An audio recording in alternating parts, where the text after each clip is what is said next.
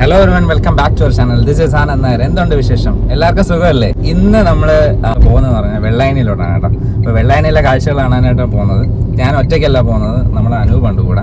അനൂപ് എന്ന് ഉദ്ദേശിക്കുന്നത് ഇവനെ നിങ്ങൾ നേരത്തെ കണ്ടിട്ടുണ്ടെന്ന് എൻ്റെ ഏറ്റവും അടുത്ത സുഹൃത്താണ്, ബാല്യകാല സുഹൃത്ത്. അപ്പോൾ ഞാൻ കുറേ ദിവസം കൊണ്ട് ഞാൻ അവനോട് പറയുന്നത് എനിക്ക് വെള്ളായണിയിലൊന്ന് പോകണം. ഞാൻ ഒറ്റയ്ക്ക് പോയി, ഞാൻ ഒരു ദിവസം ഒറ്റയ്ക്ക് പോയി കേട്ടോ. ഒറ്റയ്ക്ക് പോയിട്ട് എനിക്ക് അവിടെ പ്രത്യേകിച്ചൊന്നും എനിക്ക് കാണാൻ പറ്റിയില്ല. അപ്പോൾ ഇവൻ എന്ന് പറഞ്ഞു കഴിഞ്ഞാൽ ആ ഏരിയ കുറേയൊക്കെ പഠിച്ചു വെച്ചേക്കും. അപ്പം ഞാൻ അവൻ്റെ അടുത്ത് പറഞ്ഞു, എടാ അവിടെ ഒന്ന് പോകണം, കാണണം എന്ന് പറഞ്ഞപ്പോൾ അവൻ പറഞ്ഞു ശരി നമുക്ക് പോവാം, വെള്ളായണിയിൽ പോവാം. അങ്ങനെ അവൻ്റെ സമയം കണ്ടെത്തി ഇന്ന് ഞാൻ അവനെ വിളിച്ചുകൊണ്ട് ഇറങ്ങിയിരിക്കുകയാണ് നമ്മൾ വെള്ളായണിയിലെ കാഴ്ചകൾ കാണാൻ.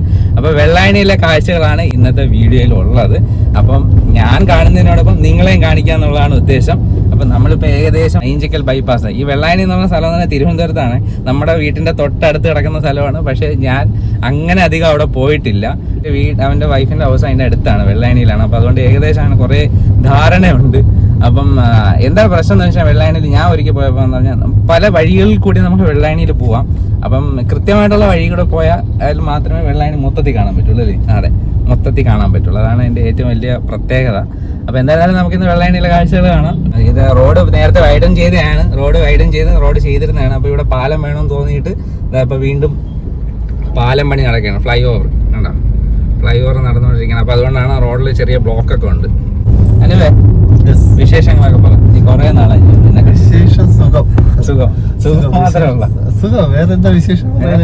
ആക്ച്വലി ഇവൻ എന്ന് പറഞ്ഞു കഴിഞ്ഞാൽ എൻ്റെ വീടിന്റെ 3 വീട് അപ്പുറമാണ് താമസിച്ചുകൊണ്ടിരുന്നത്. പക്ഷെ ഇപ്പൊ താമസിക്കുന്നത് എത്ര കിലോമീറ്റർ ഉണ്ട്?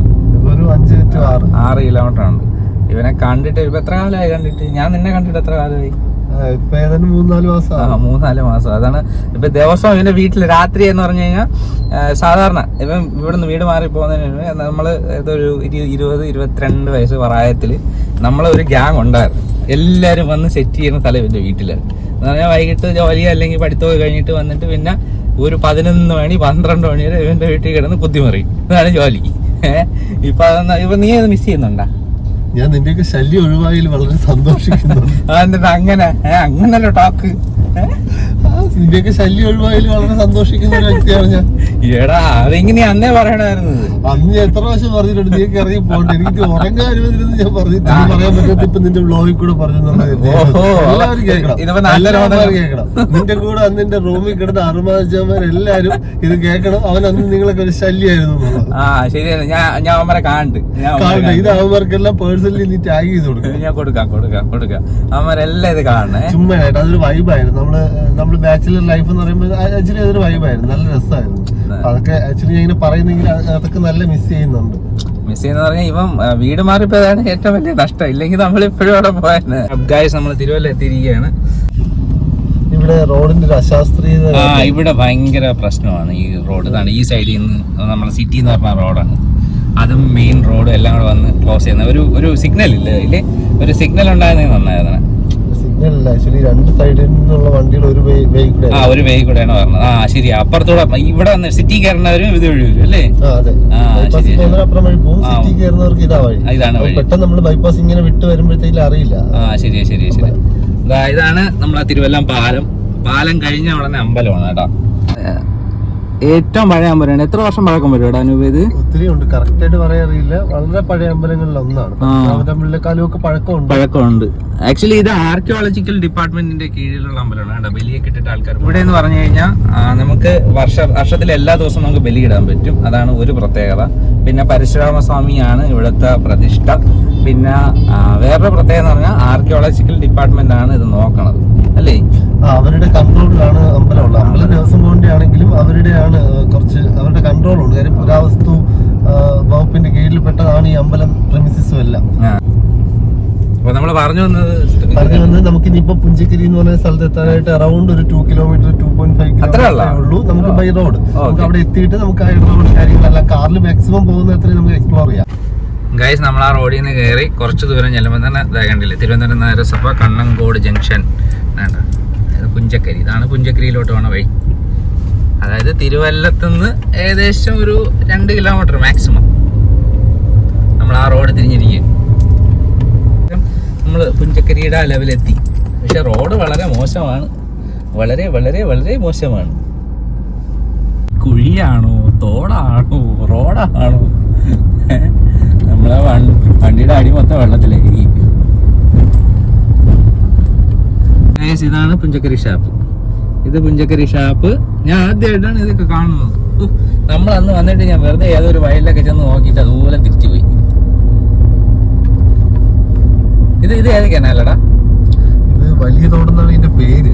ഇവിടെ ലോക്കലി പറയുന്ന പേര് കനാല്. അങ്ങനെയൊക്കെ ചോദിച്ചാൽ എനിക്ക് കൃത്യമായിട്ട് അറിയാം. വലിയ തോട് എന്താ പറയുന്നത്. വയലിലുള്ള എക്സസ് വെള്ളമൊക്കെ ഒരു ചെറിയൊരു പൈപ്പ് വഴി ദൂരെ കാണാം. നമുക്ക് അങ്ങോട്ട് പോകുമ്പോൾ കുറച്ചുകൂടി വിസിബിലിറ്റി ഉണ്ടാവും. കണ്ട ജമന്തിപ്പൂ, ഓണത്തിന് വേണ്ടിയിട്ട് ജമന്തിപ്പൂ കൃഷി. ഹായ്. ഒരു സൈഡ് വയല്, ഒരു സൈഡ് തോട്. ഇത് ആക്ച്വലി കൃഷിക്ക് വേണ്ടിയിട്ടുള്ള കനാലാണ് അല്ലേ? കനാലാണ് അല്ലേ? പണ്ട് കിരീടം സിനിമ എടുത്തപ്പോ അവിടെയുള്ള ലൊക്കേഷൻസിലെ ഒരു ഭാഗമാണ് ഇതൊക്കെ. നമുക്കൊന്ന് പുറത്തിറങ്ങി കണ്ടാലാ? നമ്മളിതാ കാറ് സൈഡിൽ ഒതുക്കിയിട്ട് നമ്മൾ പുറത്തിറങ്ങി കാണുന്ന കാഴ്ചയാണ് കേട്ടോ. അടിപൊളി. ആഹാ, നോക്കിയാണ് താറാക്കൂട്ടം.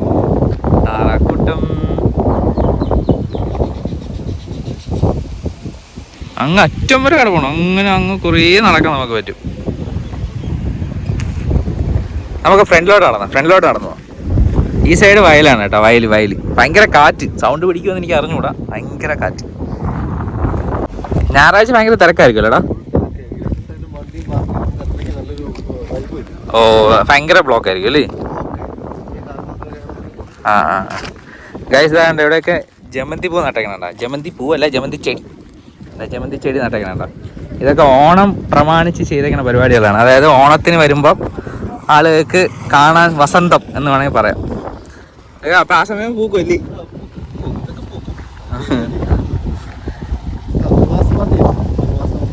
ഒരു മാസം കൊണ്ട് പക്ഷെ പൊങ്ങുള്ളൂ, പൂക്കൊന്നും തോന്നുള്ളൂ. അപ്പൊ ആ മുട്ടിടും. ഗൈസ് ഈ കാണുന്നത് എന്താണെന്ന് വെച്ച് കഴിഞ്ഞാൽ നമ്മളെ എക്സസ് വാട്ടർ, അതായത് വയലിൽ നിന്ന് പറഞ്ഞ എക്സസ് വാട്ടർ നമ്മളെ തോട്ടിലേക്ക് അടിച്ച് കളയണ സംഭവമാണ് കേട്ടോ. പൈപ്പിട്ട് അടിച്ച് കളയും. അതിന് വേണ്ടിയിട്ടുള്ള പമ്പ് ഹൗസാണ് ഇതാ ഈ കാണുന്നത്. നമുക്ക് ആ റോഡിൽ നിന്ന് ഇറങ്ങി വയലിലോട്ട് നടക്കാം. അനൂപ് എന്നെ വിളിച്ചോണ്ട് പോവുകയാണ് വയലിലോട്ട്. അനൂപ് അടിയിട്ടുകൂടാ?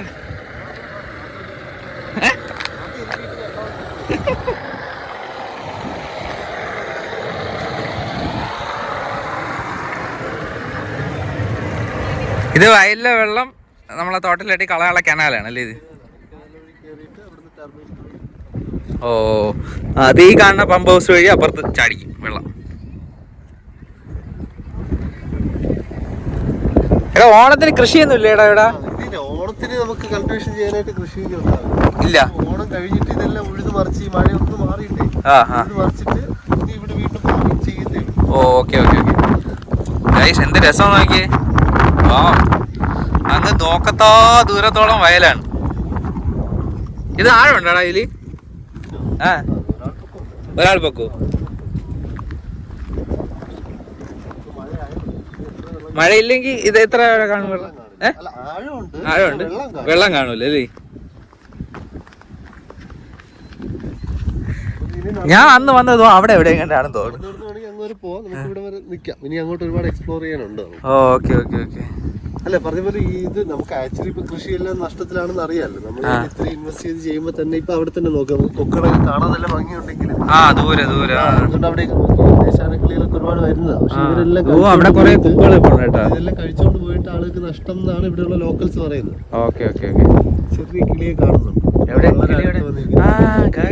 ഒരുപാട് കാര്യങ്ങൾ ഇതിന്റെ ഇടയിൽ കൂടൊക്കെ വെച്ചിട്ടുണ്ട്. അതിന്റെ ഇടയിൽ ഒരു കിളിയുണ്ട്. കണ്ടായിരുന്ന കിളിയെ കണ്ടാ നിങ്ങള്? തൂക്കടാൻ കുരുവല്ലേടാ അത്? തൂക്കടാൻ കുരുവാണെന്ന് തോന്നുന്നു. കണ്ടാ ഗൈസ് ഒരു കിളി ഇരിക്കുന്നുണ്ട് അതിനകത്ത്.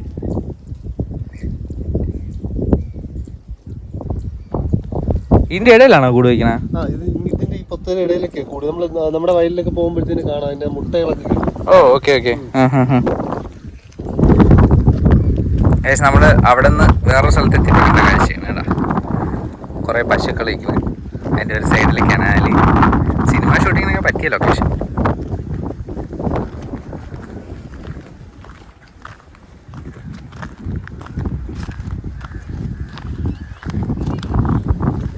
ഇതല്ലാതെ മറ്റേ ഫോട്ടോഷൂട്ടൊക്കെ നടക്കൂടെ ഇവിടെ? ഉണ്ടല്ലേ? ഗൈസ് ഈ സ്ഥലമൊക്കെ ഉണ്ടല്ലോ, ഈ സ്ഥലത്ത് കൃഷിയുള്ളതാണ്. അതാണ് ഉണ്ടായിരുന്നു. ഏത് നെല്ല? നെല്ല് വേണമെങ്കിൽ താമര കൃഷി ചെയ്യാം. വെള്ളം കയറിക്കണം. നല്ല സ്ഥലം. പശുവിനൊന്നും കെട്ടിയിട്ടൊന്നുമില്ല, എല്ലാത്തിനും തുറന്നു വിട്ടേക്കാണ്. ഇതുപോലെ ഒരുപാട് കനാൽസ് ഇങ്ങനെ ഇടയ്ക്കിടയ്ക്ക് ചെയ്തിട്ടുണ്ട്. അതായത് പ്രോപ്പറായിട്ട് വെള്ളം പുറത്തു പോകാൻ വേണ്ടിയിട്ടുള്ള സംഭവമാണ് അല്ലേ? വെള്ളം പുറത്തു പോകാനാണ് അത് ഇവിടത്തേക്ക് വയലിനുള്ള വെള്ളമാണ്? ഓക്കെ, ഇത് വലിയ തോട്ടിലോട്ട് പോകും അല്ലേ? ഓ, ഇത് അവിടെ നിന്ന് തിരിച്ചടിച്ച് ഇങ്ങോട്ട് കയറ്റാൻ പറ്റും. പക്ഷെ അത് ഫ്ലോ എങ്ങനെ കറക്റ്റ് പോകും? കൊടുത്തിട്ടുണ്ട്. അടിച്ചിനകത്തോട്ട് വിടും. ഓ, എന്നാലും വെള്ളം ഇല്ലാതിരിക്കുന്ന സമയത്ത് അടിച്ച് കയറ്റി വിടും. ഓക്കെ ഓക്കെ ഓക്കെ, മഴ ആയതുകൊണ്ട് അല്ലേ?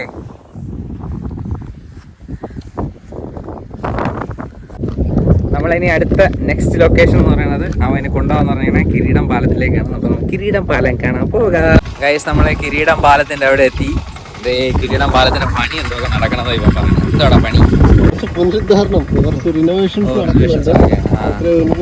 6 കോടി മറ്റോ ചെലവിട്ടിട്ട് ഏരിയ മൊത്തം ഡെവലപ്പ് ചെയ്യാനൊരു പ്ലാൻ ഉണ്ട്. പത്രത്തിലൊക്കെ വായിച്ചു. അങ്ങനെ ഓക്കെ, ഇതൊക്കെ ഇപ്പൊ ചെയ്താണാടാ? ഈ മുളയൊക്കെ വെച്ച് 2 വർഷം ആവാൻ പോകുന്നു. മുളയൊക്കെ വെച്ച് നല്ല രസമുണ്ട് കേട്ടാ.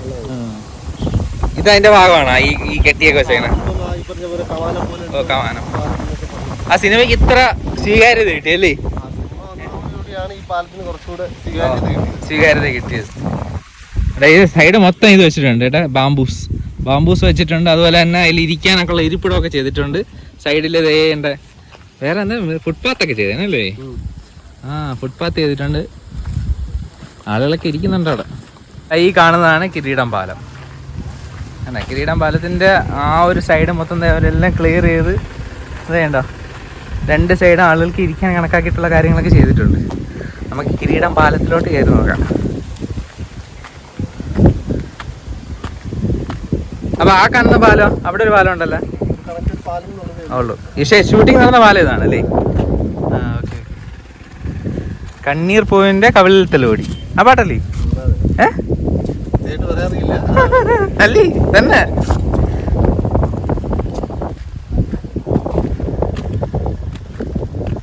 ഇവിടെ നിന്നാണ് ആരൊക്കെയാണോ അഭിനയിച്ചേ? ലാലേട്ടന്.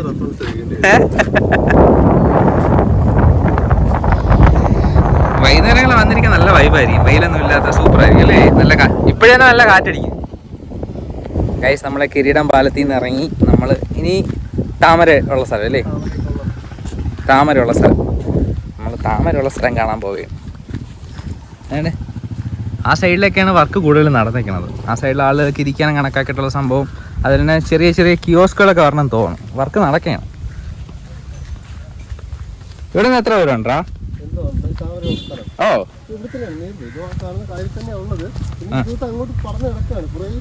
ഏക്കർ കണക്കിന് സ്ഥലമുണ്ട് അല്ലേ? ഓ, ഓക്കെ ഓക്കെ. നമുക്ക് എളുപ്പം നമ്മൾ ആ വന്ന വഴിയാണല്ലേ? അങ്ങനെയല്ല, അത് തന്നെ നമ്മൾ ആ തിരുവല്ലത്തൊന്ന് വന്നിട്ട് അങ്ങനെ പറഞ്ഞാൽ എളുപ്പം അല്ലേ? വരാം. Okay okay okay. എന്താ ഗൈസ്, അതാ ഇവിടെ വരുമ്പോൾ അടുത്ത വേറൊരു പാലം ഉണ്ട് കേട്ടോ. നമ്മൾ അതുപോലെ തന്നെ ഒരു പാരൽ പാലം ഇവിടെയും കൂടെ ഉണ്ട്. ഇവിടെയും വണ്ടികളൊക്കെ ഒതുക്കിയിട്ടുണ്ട്. ഇതിപ്പം ടൂറിസത്തിന്റെ ഒരു മേഖലയായിട്ട് മാറി അല്ലേ?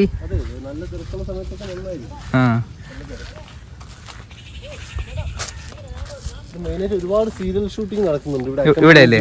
Okay okay. ഇതിന്റെ പ്രദേശത്തൊക്കെ ഓൾമോസ്റ്റ് ഏഷ്യാനെറ്റിലേക്കുള്ള സീരിയൽസ് എല്ലാം ഇവിടെ. ഒരു സൈഡ് വരമ്പ് പോലെ, വരമ്പല്ല പഴയ വരമ്പിനെ നമ്മൾ റോഡാക്കിയതാണ്. പിന്നെ അതിൽ തന്നെ ഇത് കായലല്ലേടാ? അത് കായലാണ്. ഇത് തോട്. തോട് വന്ന് തീരുന്ന സ്ഥലം അല്ലേ? നമ്മൾ നേരത്തെ കണ്ട തോട്, അതിന്റെ കിരീടം പാലത്തിലേക്ക് നിന്ന കണ്ട തോട്, നമ്മൾ ഈ വീഡിയോ തുടക്കം മുതൽ കണ്ട തോട് വന്ന് എൻഡ് ചെയ്യുന്ന സ്ഥലമാണ് ഇവിടെ. കണ്ട കുറേ താറാക്കൂട്ടങ്ങളിങ്ങനെ മീൻ പിടിച്ചിട്ട് തന്ന ചേട്ടന്മാർ. ചേറല്ലേ? ചേർന്നല്ലേ?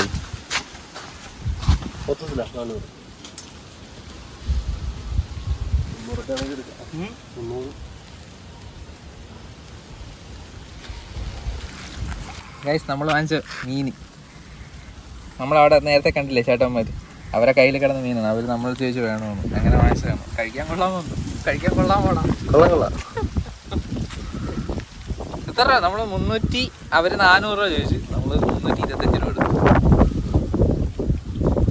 ഇനി ഇതുകൊണ്ടേ പൊരിച്ച് തിന്നണം.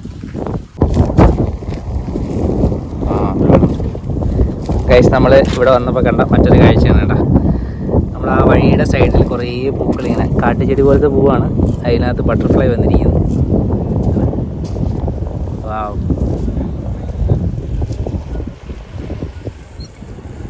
അങ്ങ് അറ്റം വരെ ഉണ്ട് കേട്ടോ. ഈ ഒരു സൈഡ് മൊത്തത്തിൽ ഇങ്ങനെ മൊത്തമുണ്ട്. അങ്ങോട്ടൊക്കെ ഉണ്ട്. ഗൈസ്, നമ്മൾ താമര കാണാനാണല്ലോ ആക്ച്വലി വന്നത്. പക്ഷേ താമര ഒന്നും ഇവിടെ ഇല്ല. പിന്നെ ഒരു സൈഡ് കുറച്ച് താമര ഉണ്ട്. ഈ ആ കാണുന്ന പോർഷനിൽ കുറച്ച് താമര ചെടികളുണ്ട്. പക്ഷേ താമര പൂക്കളായിട്ടില്ല, അതിന് സീസൺ ആയിട്ടില്ല. അതൊന്ന്. രണ്ടാമത്, ഇത് ആക്ച്വലി ഒരു ശുദ്ധജല തടാകമാണ് ഈ വെള്ളായണി കായൽ എന്ന് ഉദ്ദേശിക്കുന്നത്.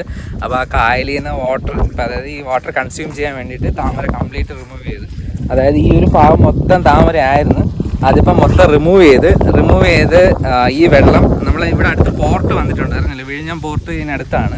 അപ്പോൾ അവിടത്തേക്ക് ആവശ്യത്തിന് വെള്ളം കൺസ്യൂം ചെയ്യാൻ വേണ്ടിയിട്ട്, അവിടത്തേക്ക് വെള്ളത്തിന് വേണ്ടിയിട്ട് ഇത് കംപ്ലീറ്റ് ക്ലീൻ ചെയ്ത് ഇനി ഇത് വാട്ടർ കുറച്ചുകൂടെ ആഴം കൂട്ടും. ഇതിപ്പോൾ ആഴം കുറവാണ്, ചെളി കയറി കിടക്കണം. അപ്പോൾ ഇതിൻ്റെ ആഴം കൂട്ടി വാട്ടർ കൂടുതൽ കൺസർവ് ചെയ്തതിന് ശേഷം അവിടെ നിന്ന്, അതായത് റിസർവ് ചെയ്തിട്ടിട്ട് അവിടെ നിന്ന് വെള്ളം അവിടത്തേക്ക് വേണ്ടിയിട്ട് ഉപയോഗിക്കാൻ കണക്കാക്കിയിട്ടുള്ള പദ്ധതി എന്തോ ഇവിടെ നടക്കുന്നുണ്ട്. അതുകൊണ്ട് കംപ്ലീറ്റ് താമര, ഇവിടെ ചേട്ടൻ വരച്ച് ചോദിച്ചവർ പറഞ്ഞാണ് കംപ്ലീറ്റ് താമര മാറ്റി ഒരു സൈഡ് മാത്രമേ ഉള്ളൂ ഇപ്പോൾ താമര. അതിപ്പോൾ പൂത്തിട്ടുമില്ല. അതുകൊണ്ട് നമ്മൾ അങ്ങോട്ട് പോയാലും അകത്തോട്ട് പോകണം. എന്നാലും വള്ളത്തിൽ കയറി അകത്തോട്ട് പോയാൽ അത് കാണാൻ പറ്റുള്ളൂ. അതിന് മറ്റൊരു ദിവസം വരുമ്പോൾ നമുക്ക് കാണാം. ഗൈസ്, നമ്മളിനി അടുത്ത പോകുന്നത് പുഞ്ചക്കരി ഷാപ്പിലാണ്. വിശക്കണം, ഉച്ചയായി. അപ്പോൾ ഇനി പുഞ്ചക്കരി ഷാപ്പിൽ പോയി ആഹാരം കഴിക്കാം. അതെ, ഇവിടെ കുറച്ച് താമരയുണ്ട് കേട്ടോ. അപ്പം നമുക്ക് അതുകൂടെ പോയി കാണാം. അത് നമ്മൾ നടന്നു വരുന്ന വഴിയിൽ കുറച്ച് സൈഡിലോട്ട് ഇറങ്ങുമ്പോൾ ഈ കായൽ മൊത്തത്തിൽ ഇങ്ങനെ കാണാൻ പറ്റുന്ന ഒരു പ്രദേശമുണ്ട്. അവിടെ നോക്കി കഴിഞ്ഞാൽ തന്നെ താമരയിലുണ്ട്. പക്ഷേ ഇതിങ്ങനെ മൊത്തത്തിൽ ഇത് മൊത്തം വെള്ളം കാണാൻ പറ്റാത്ത രീതിയിൽ കവർ ചെയ്ത് താമരയായിരുന്നു. പക്ഷെ അത് നമുക്കത് നഷ്ടമായി.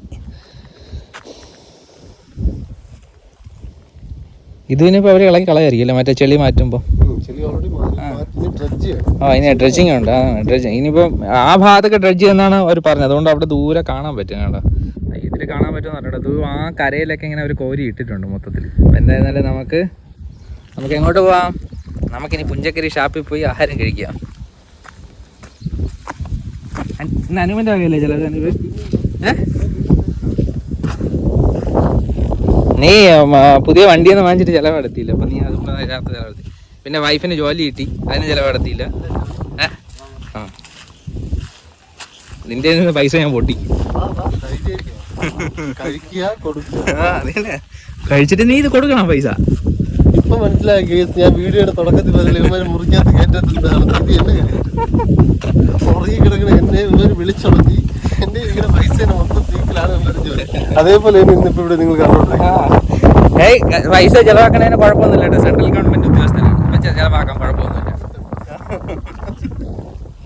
നമ്മള് എന്താ ഇപ്പം പുഞ്ചക്കരി ഷാപ്പിലെത്തി. നമുക്ക് എവിടെ ഇരിക്കാം? അവിടെ ഇരിക്കാം.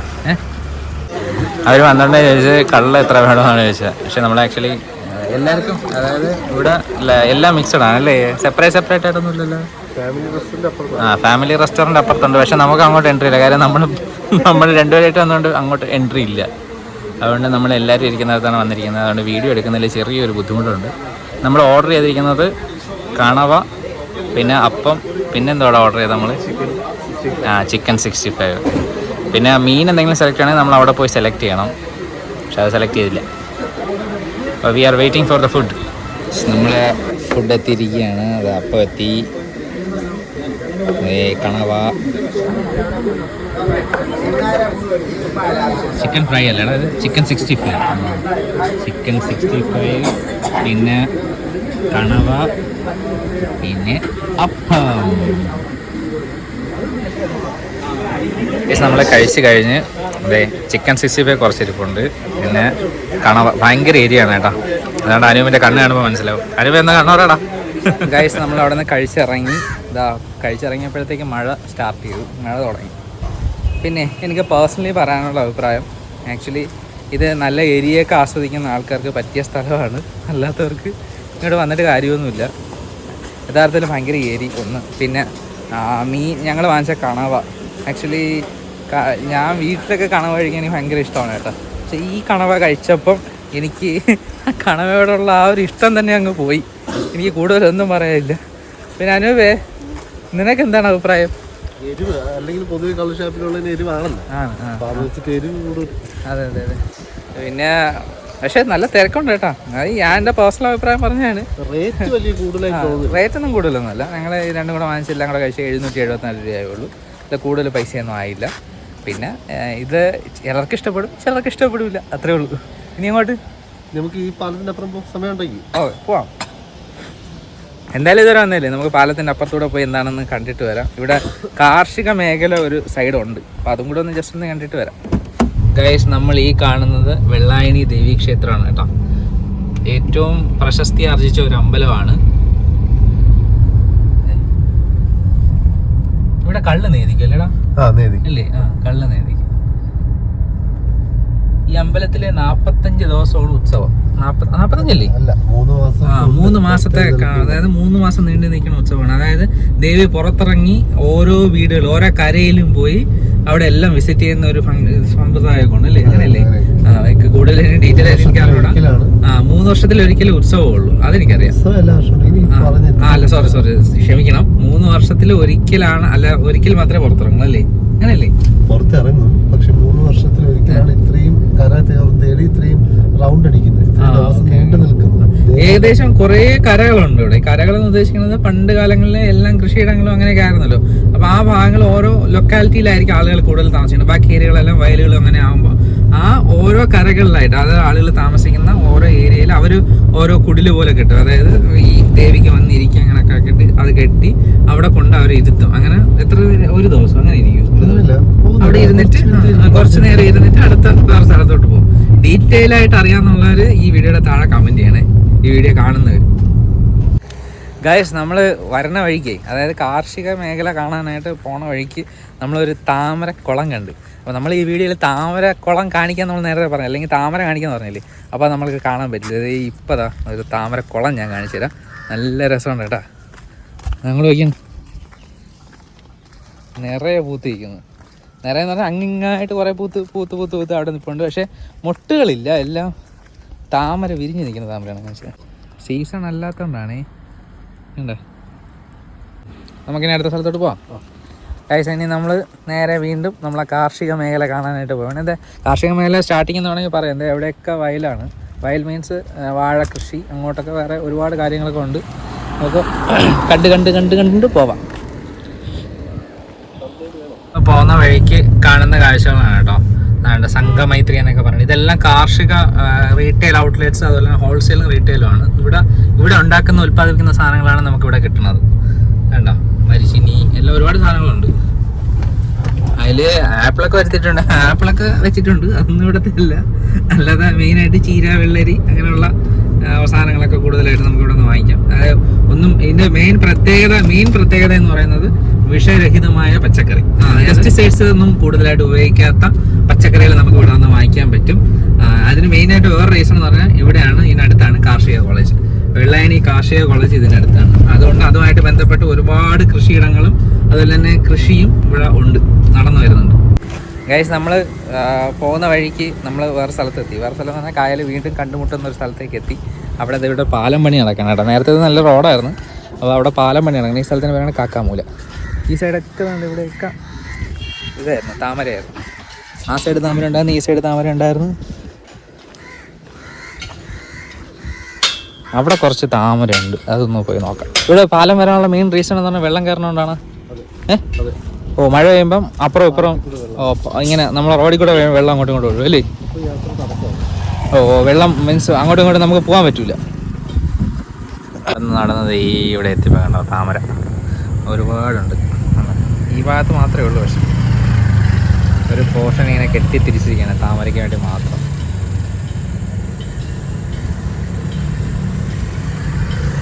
ഇത് നമ്മളെ കായലിൽ കിടന്ന പായലെല്ലാം കോരിയിട്ടേക്കുന്നതാണ്.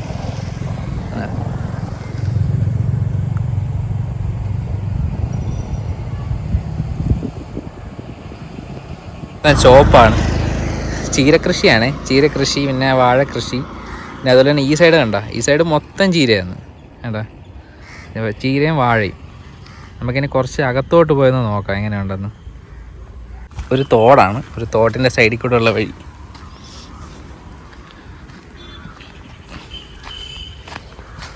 കണ്ടോ ചീര കൾട്ടിവേറ്റ് ചെയ്തിട്ട് അതിൻ്റെ ബാലൻസ് കിടക്കും.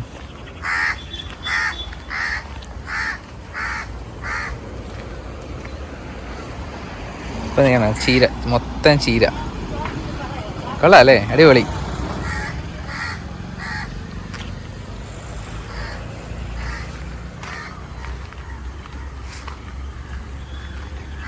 കുറേ നാളായി വരമ്പിൽ കൂടെയൊക്കെ നടന്നിട്ട്.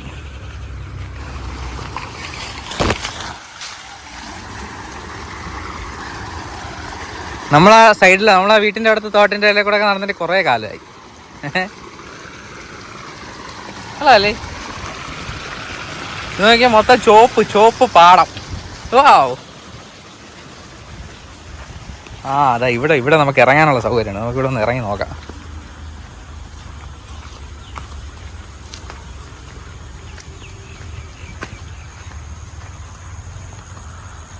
വാവ്.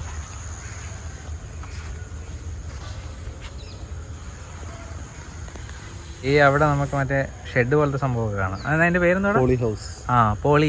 പോളി ഹൗസ് ഫാമിംഗ് ഒക്കെ ഉണ്ട്. ഈ കണ്ട, ഇത് പോളി ഹൗസ് ഫാമിങ്ങിൻ്റെ സംഭവമാണ്. ഇത് മൊത്തം കൃഷിയാണ്. അതായത് ഇത് നമ്മളൊരു സൈഡിൽ എത്തിയിട്ടുള്ളത്, അപ്പുറത്ത് അതുപോലെ ഉണ്ട്. നമ്മൾ വന്ന വഴിക്ക് അവിടെ അപ്പുറത്ത് അതുപോലെ ഉണ്ട്. പിന്നെ ഈ റോഡിൻ്റെ അപ്പുറത്ത് നമ്മൾ വണ്ടി നിർത്തിക്കുന്നത് അവിടെയാണ്. അതിൻ്റെ അപ്പുറത്തും അതുപോലത്തെ സ്ഥലങ്ങളാണ്.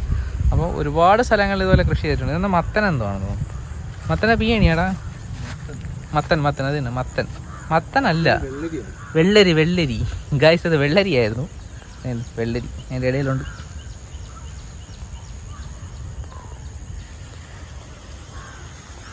കൊള്ളാം.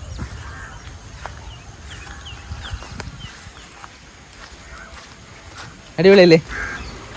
നമുക്കിത് ഇങ്ങോട്ട് ഒന്ന് നോക്കാം.